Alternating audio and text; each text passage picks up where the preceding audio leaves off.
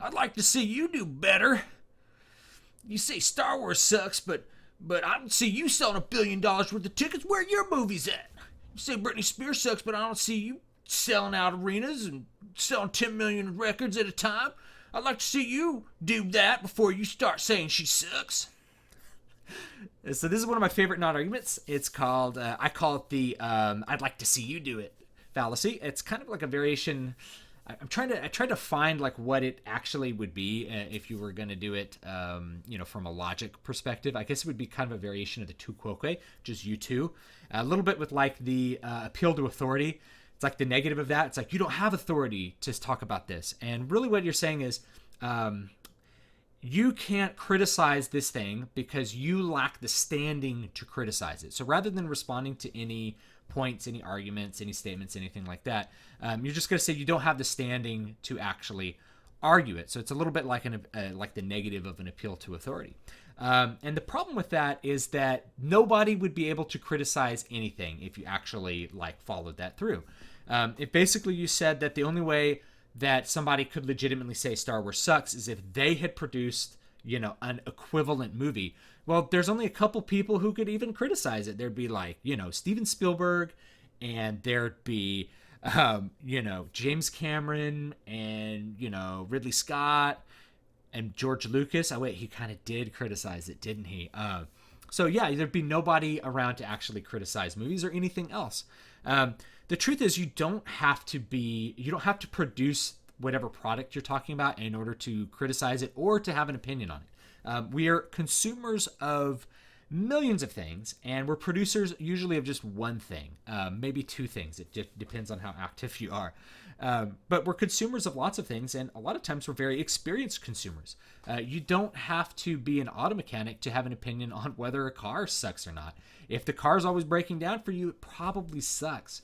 If the car is completely rugged and never breaks down and drives fast and feels good, then it's probably a good car, right?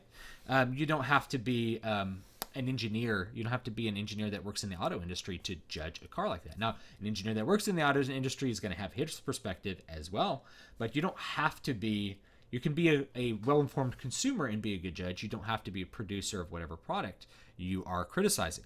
Now, music and movies are also interesting because, I have written movies and I've written books, so I know a little bit about story writing, and I've also done a lot of music. So when I used to get this, people like, you say Britney Spears sucks, but I'd like to see you do better. It's like, I did better like last night. I went to school with like 1,000 people who were better than her. It's not that hard. But that's not the point. Like, the point isn't how good am I. It doesn't really matter if my books suck or if they're good, because the points that I make are the points that I make. Whether I'm criticizing Star Wars or I'm saying something positive about Star Wars or I'm criticizing anything else, it doesn't matter what my work is. Those points, that supported opinion, or if I'm talking about something that is strictly like evidence-based, all those should speak for themselves. The person that they're coming from doesn't matter as much as the argument. So when you say, I'd like to see you do it, well, geez, if you gave me $200 million and an army of professional filmmakers, the question would be, how could I do any worse? Right? So when you ask that, what you're really doing is just avoiding making a valid response to criticism or putting forth your own supported opinion. I'm more interested in what you think, if it's different than mine, why you think it. Right? I want to know why people think. I want to know what your position is and sort of how you arrived at it, because my position may be wrong. My position may be right and yours may be right too, and we may be making different assumptions. Or it could be a difference of opinion based on a million different factors, and I want to understand why people like certain stories and don't like others. That's important to me as a creative professional. So anyway, the fact that I haven't produced a Mad Max level movie does not mean that I can't be critical of Mad Max or anything else, and nor does that restrict you. You as a consumer can be critical of whatever you need to be critical of. If a toothbrush sucks, it sucks. You've used a lot of toothbrushes in your life. You're allowed to have an opinion on your toothbrush. I'm allowed to have an opinion on Star Wars. I'm allowed to have an opinion on Metallica or anything else that comes across my plate. Thank you so much for watching. Don't forget to like, comment, and subscribe. And you can visit my websites down below. I'm always appreciative. And let me know what you think about that particular non-argument. I'd like to see you do better.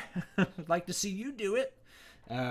It's certainly a very, very common one that I get. And thanks so much and have a great, great night.